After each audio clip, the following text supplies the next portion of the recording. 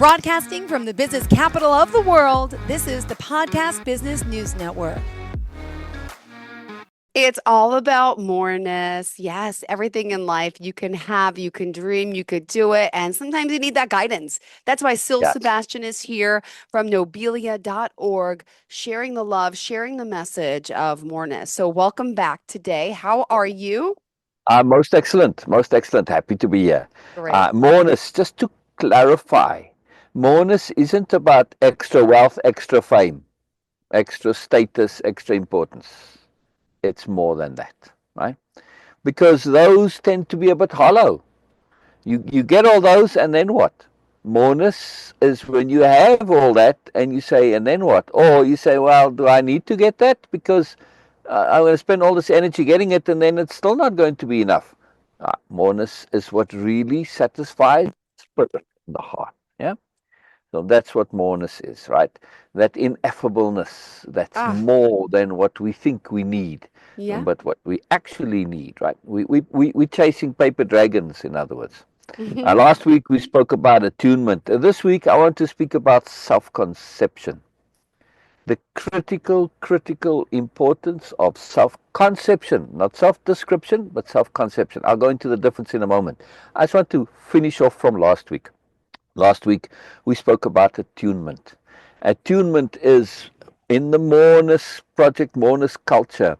Attunement is the culmination of way of impeccability, which is the core foundational mindset, philosophy, attitude, etc.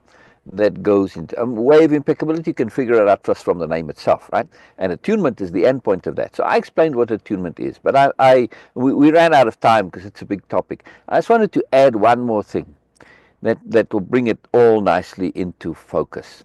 Attunement is living according to decisions which come from outside the self. Does that make sense, Jill?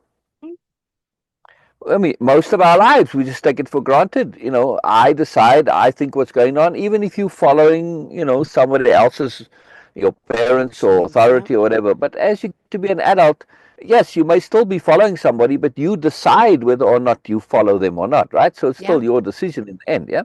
But when you're living at attunement, you say, my decisions are compromised. I know that. No matter how sensible I may be, my decisions, ultimately, in the big picture, my decisions are potentially flawed. They may be right, but potentially flawed. So I can't trust them. Yeah. So that's what the goal of self-wisdom, in that young man's story. Right? That's what the young man says. The goal of self-wisdom is flawed. And it's not attainable, really. So now he says, well, I got to do something else. And he shifts from taking, and that's his attunement, right? Living according to decisions that come from outside of you. Right? Very important point. Very, very important point. And by the way, this is not easy to do. It takes quite a bit of courage to do initially, because we have trust in our decisions, whether we think they're going to be correct or not. It doesn't matter. There's a security in me deciding. When you taking a decision from outside yourself, you have no idea where it's going. You have to rely entirely, purely on trust, capital T trust. Now, that capital T trust has to be founded on impeccability. A very important point. Trust without impeccability, you just have hope and indulgence, really, but it's an empty kind of a hope that, things will work out. Yeah, and you're basically saying that you don't have to make any effort, yeah, and you're just sort of trusting that things will work out. No, you need to do everything that you can do, which is what impeccability is, and that's what capital D trust is based on. That, right? Got to make the right effort. So it's a profound way of living, of course, living via attunement, but also it takes some courage to do. Yes, I mean it's not simple to do. Yeah. But that's where impeccability comes into it. And now let's tie all of this to self-conception. Yeah. If you say, most people say, all right, Joel, what are you? So Joel says, well, I'm a broadcaster and I'm a mother. Okay, that may be things that you say. But those are boxes, are they not? A mother behaves in a certain way. Well, for the most part, maybe not for you. Yeah. All right. Well, say how you don't think it's a box.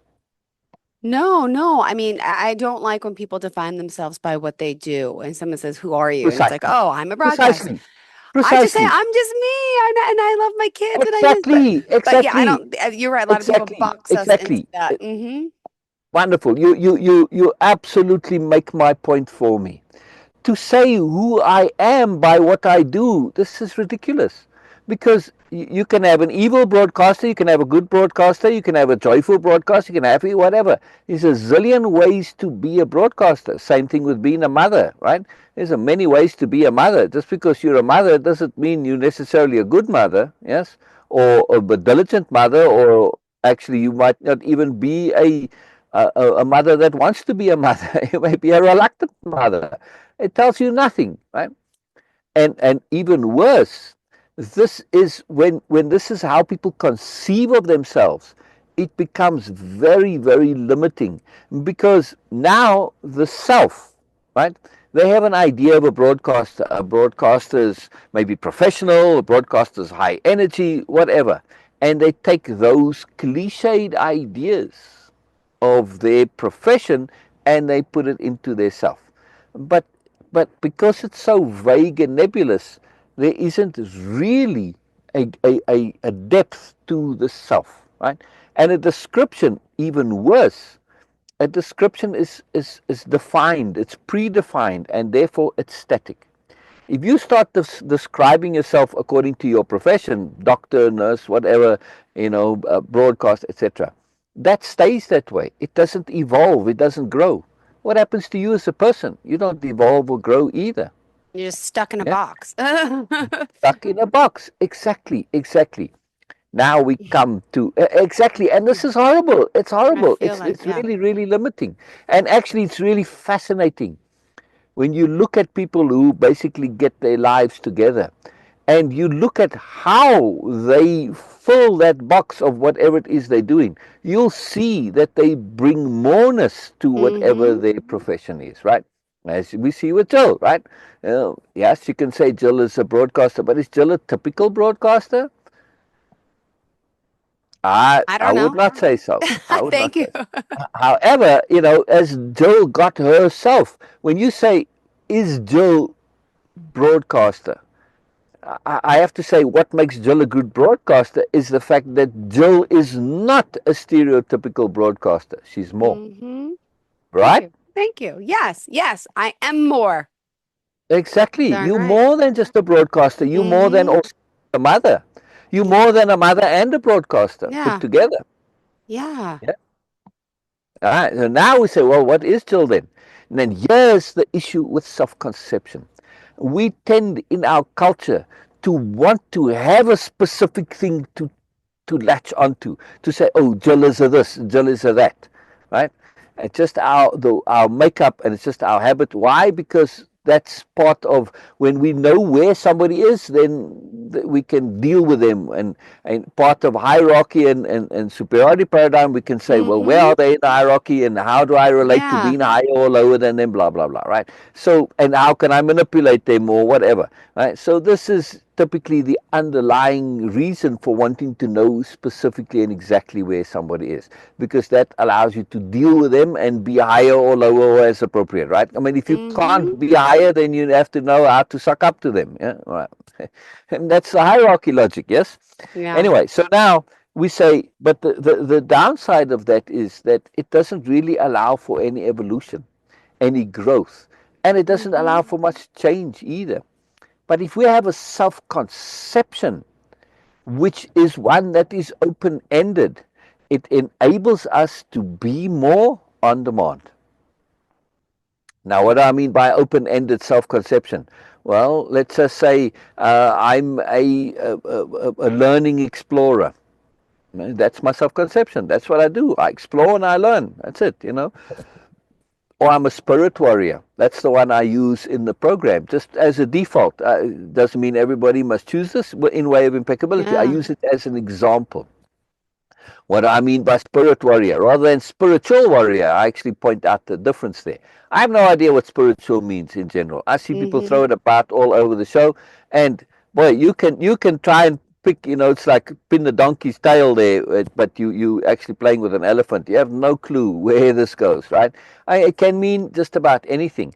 But spirit, we have an idea with spirit. I've got spirit, they've got spirit, or spirit in general, which is an ineffable energy that affects our lives. Okay, so I'm a warrior for spirit, my own spirit in general. What do I mean by a warrior? Somebody who makes an effort, somebody who's disciplined, somebody who's courageous, somebody who's willing to go and do whatever is necessary in order to fulfill the task. Plus, warrior has an underlying understanding, usually with the word of some sort of integrity or honor involved with it.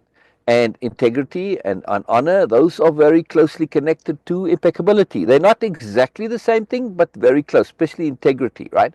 If you're acting impeccably, then you're going to have integrity, right? But not necessarily the reverse, right? So when we look at all of this and we put it all together, we see, warrior is part of way of impeccability. Well, the warrior part is the application and implementation of impeccability. Now, I won't speak about what impeccability is itself. That's a big topic, and we'll go through it. Actually, we can do that next week. We can really go into detail as to what exactly impeccability is. I don't know if I've done that before or not, but it's good for a refresher. So now we say, okay, I'm a spirit warrior. In other words, I'm not just taking my impeccability and focusing it on my day-to-day living. I'm also looking to connect it to that ineffable moreness that is spirit. However I wish to define spirit, it doesn't matter.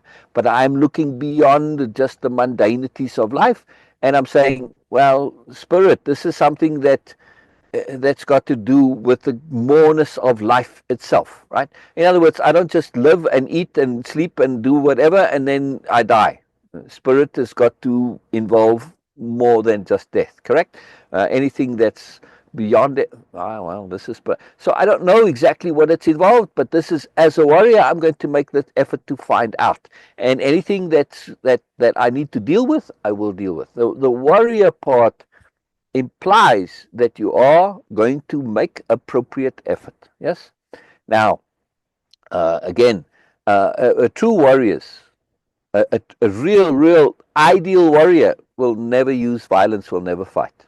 By the way, just to clarify, yes, because the mandate of the warrior is peace, not violence.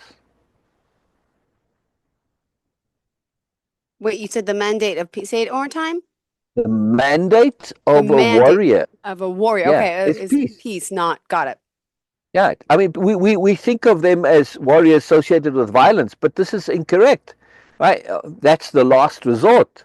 True warriors, if they're really skilled at being a warrior, forget the spirit part now, if they're truly skilled, they will use strategy, negotiation, all sorts of things to actually never fight. I mean, if you read Sun Tzu, The Art of War, the classic strategy treatise, right? Art of War. He recommends, he says very clearly that if you really know your stuff, you'll actually never fight, right? You'll find other ways to solve the problem, right? This is the ultimate. Right? So violence is an absolute last resort. However, what makes the warrior different is that they're willing to do this ugliness, this horribleness of violence when they have no choice whatsoever, right? But it's a last resort. And here's the thing, though. With violence, we have to be aware that it's a last resort. That's why you need integrity and impeccability. Because otherwise, violence can make you lazy. I feel like violence can do a lot wrong to your body and to, Exactly. Yeah, we need Exactly. more positive thoughts, positive behavior, happy Exactly. behavior to keep us Exactly. more and whole. Exactly. Violence is exceedingly costly and expensive. Draining. Exactly. But I mean, it's also expensive on your soul, on your spirit, because violence, you can't take it back that easily, especially ultimate violence, right? There's no coming back from it. If you kill somebody in battle, no matter how much you think is justified, there's no coming back from it. All right, well, let's think of it this way. Let's say somebody you really love gets a brain tumor and they start acting violent and crazy. Yeah. Well, you call the cops and what do? They shoot them. Yeah, I mean, this has happened many times. Well, we don't know if the person had a brain tumor, but somebody. But let's just say, for Yeah. argument's sake, I mean, how many times haven't you seen somebody waving a knife in the car and they end up shooting the poor guy? Like, Mm, come on, seriously? Now let's say that person was worth something, right? Actually valuable, money wise, yeah. like wild animals. Yes, exotic game. They don't just they find ways to capture the exotic game, whether the exotic game wants to. A lion doesn't Yeah. matter, whatever, right? They find ways to capture them without killing them. Well, why can't we do that with people? So my point is that that violence, in that sense, there's no coming back from it. It's a poor resolution. Mm, And when you understand this, plus to your own spirit and then, soul, it's very costly. But somebody who's willing to do that when there's truly, absolutely no other option. However, true yeah. warriors will always find another option and never use that because there are other options, right? There are. No, you don't need to do this. Agree. Now, when we look at this and we understand that a warrior is somebody who makes every effort to do what needs to get done, and of course to do so in the best possible way, right? Because the mandate is Hmm. peace. Yeah. Now we've got a whole different scenario for warrior. Yeah, and a warrior is somebody who understands the seriousness of what's Oh, involved. Yeah, yeah. that's another thing. Yes, I may be have How do you superior get? techniques and Mm-hmm. strategies. I'm capturing that lion. I still know if I make a mistake, the lion's going It's to gonna bite maul you. me or eat me or whatever. Yes. Right. So this is important that you realize the stakes and that you act accordingly. Yes. Yep. And when we most people go about their lives and they just kind of oblivious to death, right? And as a result, they die sometimes just from foolishness all the time. Right? I mean, look at car Hmm. accidents. Yeah. They really don't have death with them as a constant companion. Living as a warrior, death is your ally because Yeah. death keeps you sharp, death keeps you alert, death keeps you aware, and death tells you, hey, stop wasting your time on your idiotic things that you think that are Are important. important that really aren't, and it's just BS. Yep. Exactly. So as a warrior, especially as a spirit warrior, you are saying, man, my focus is on spirit, on moreness, on going further. Now, that's the point I'm talking about spirit warrior is because it's a self-conception. A self-conception. You can have any self-conception you like. A power learner. Mm-hmm. Sabina Power thinks learner. of herself as a power She learner. is, Yes. right? She's sharp. She's spunky. We miss you, by the way. We'll see you hopefully soon. Yes, yes, we do miss you, Bina. We do miss you. Yes, uh, yeah. It's unfortunate she couldn't be here today, but yeah, she'll be back. She'll be back. Yeah, she likes being here too. She enjoys you, Jill, very much. So Thank it's you. great to be here. Same here. Um, so and a knowledge explorer, adventurer, life adventurer, right? Rather than just adventurer. See, there's that life adventurer says, I'm adventuring in life. That doesn't mean that I go all over Right. the world. I Mm-hmm. might not armchair. See, life adventure puts that moreness connectivity to it, right? The point of these conceptions is because it's a conception rather than a definition. Conceptions, just to understand what they are inherently, conceptions are somewhat open-ended, right? And they evolve and they grow. Plus, conceptions are connected. Whereas definitions are in their own little box and bubble. That's it. They define, they static, and that's it. And they closed. Whereas a conception is open, it's connected, right? Yeah. And look at my background. See, nice sort of a nice conception of conception, right? It Mm-hmm. has this ripple effect. But when you really start looking at conceptions, they connect to other things always, right? Yeah. There's always a moreness. You can't just take it in isolation. Now, the example that I give is for the importance of a self-conception. If you're going into your business meeting as Jill the broadcaster, right? Okay, you're going to the business meeting. There's a range of behavior that is appropriate for Jill the broadcaster, right? True. Very true. However, go into that meeting as Jill the power learner, Jill the spirit warrior. Suddenly your range of options of how you can behave has completely expanded and exploded, right? Yeah, it has. As a spirit warrior, as a knowledge, life explorer, life adventurer, whatever, Uh-huh. got a lot more freedom to do a lot more. You can pretty much do whatever you like as Yeah. appropriate. And that's really, really powerful. Because a lot of people will go into a meeting and they want to speak up, but You're like, their self-definition, that image mm-hmm. that they have, it inhibits them. They Yes, don't they have, can't. yeah. It's not Mm-hmm. appropriate for them to do so as who they They are. are at that moment. Right, and that's so limiting. Obviously, that's defining, and that's what defining to me is a synonym for limiting. Same thing, right? Define, limit, same thing. Yeah. So we want to have this openness, this freedom, and if you go around and you walk inside yourself with this feeling, this idea that I'm whatever your self-conception is, and make sure your self-conception is open-ended. Yeah, True. like spirit warrior, life explorer, life adventure, whatever, right? That enables you to grow, to shift, to be, and whatever's Be appropriate, you do. different and Something yep. happens, especially if you're now living via attunement. Oh, Mm-hmm. oh, Uh-oh. oh, I got to act according to this, and you do because that's what your self-conception says. And the key point I want to make to wrap up here, since we're running out of time, right? I want to just wrap 5 up minutes. before We're we good. You're completely good. All right. run out. Yes. You never do that. Go ahead. The key point of having a self-conception is that it enables you to shift, adapt, evolve as appropriate as you go along in life. And Okay. plus, because your self-conception is connecting you to a moreness, not just to the typical things that we've been told we should follow. Fame and status and wealth and importance and all the stuff from superiority Mm-hmm. paradigm. Now you're shifting into a moreness living, Okay. whether you, however you define it for yourself, Or but not. that Yeah. that opens up the possibilities of being, and you Okay. are not limited, right? You And don't that's want to the be key point. limited. And you may not know where it's going, but does it matter? You know where it's not going, which is the dead end of the self-description. Yeah. Very true. You don't need to know where you're going, but as long as you know it's not a dead end and it is going somewhere, right? Yeah. And that's really key. Plus, the self-conception affects everything about who we are. Yeah. Mm-hmm. Okay. So, well, uh, I'm a low energy person. Well, keep saying that, and what's going to happen? You're going to be a low energy person, right? So, self-conception is intimately connected to the power of language. Beautiful.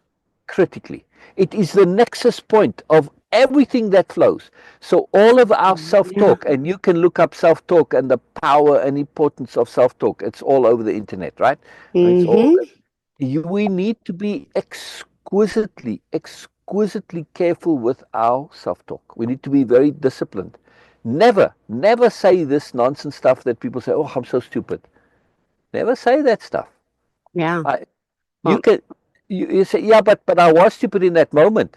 Fine. Then say, oh my goodness, I was so stupid back then. I was so stupid. What I did was so stupid. That's fine. To say I did something stupid is very different to saying I am stupid. yep. I did, and you learn from it. Exactly. That's being honest. But see, that's what I'm saying. We need to be excruciatingly, exquisitely precise in our language. Absolutely. I am stupid is ongoing into the future. To say I did something stupid or I was stupid, that says in the past, right? Yeah. Same thing like where people talk about, let's say, oh, I'm so impatient. Huh. Al, you're going to be impatient now. You are creating this reality now. Why is this so important to self-conception? Because it's tied to the language, right? When you Mm-hmm. say I am so important, you're conceiving yourself as impatient. And because we are honest generally inside ourselves, deep down, no matter how much lies you may tell in life in general, at some root point of view, you want to be honest and true, right? It's just part of our DNA to be that way. What happens? You actually try and make what you say true so that you're not a liar and a phony. I don't like liars and phonies. And I feel Exactly. like I could Exactly. spot you from where you're coming. Don't be that way. Exactly. You're better than So that. now, right. So now when we realize this, you say, oh, when I say I'm so impatient, I'm going to try and make myself impatient so that I'm not a liar and a phony.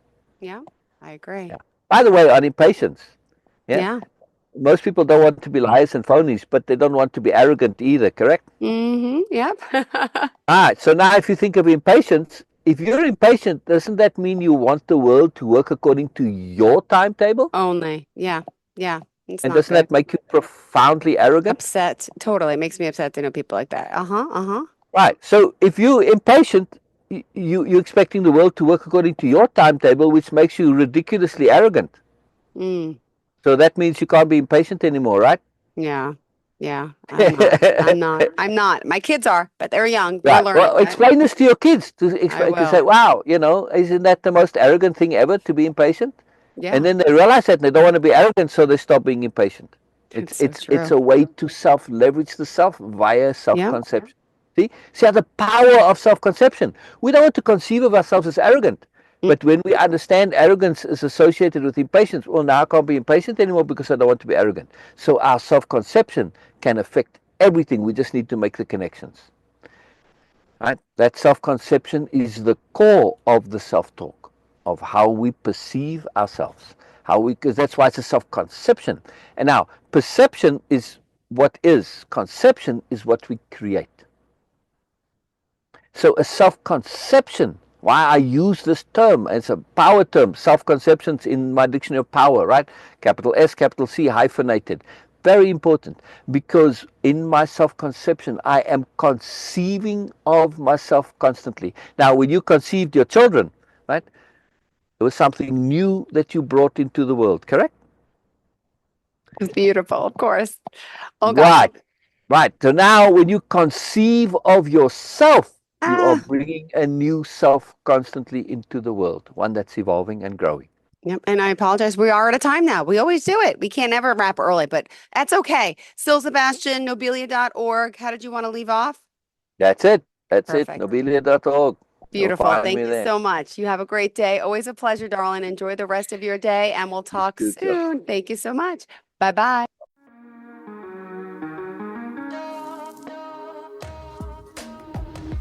Broadcasting from the business capital of the world, this is the Podcast Business News Network.